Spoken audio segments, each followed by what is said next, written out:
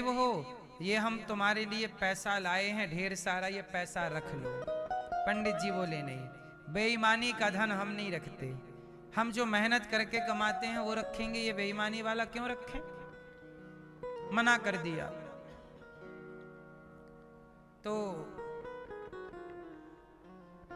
अंग्रेज बोला भाई ये तो पक्का है। तीसरा बोला कि ये पराई औरत तुम्हारे लिए लाए हैं, तुम्हारे संग रहने को, भागने को तैयार है, बड़ी सुंदर है, तुम इसके संग रह लो। पंडित जी बोले राम राम, पर नारी तो भगवान बचाए, ये तो माँ बहन बेटी की तरह है। पंडित जी ने 3 चीजें मना कर दी, वो तीनों खतरनाक हैं। अब आप लोग बताइए कि 3 चीजें आपको मिल जाएं तो आप का हाल क्या होगा।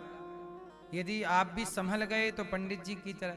अच्छा, अंग्रेज बोला कि ये चौथी चीज है दारू, शराब, ये पी लो वरना गोली मार दूंगा।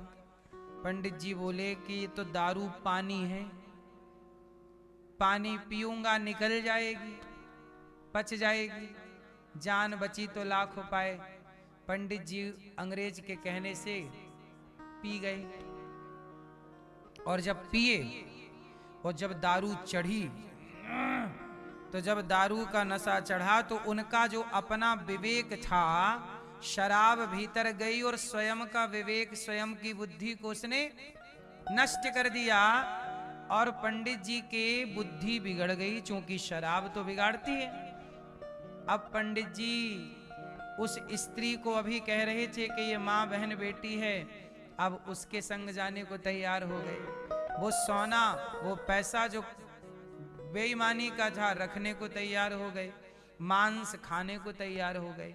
तो जिन पापों से उनकी बुद्धि, उनका मन उन्हें बचा रहा था, शराब पीने के बाद वो सारे पाप कर गए जो वो शराब के पहले जान रहे थे कि ये गलत है।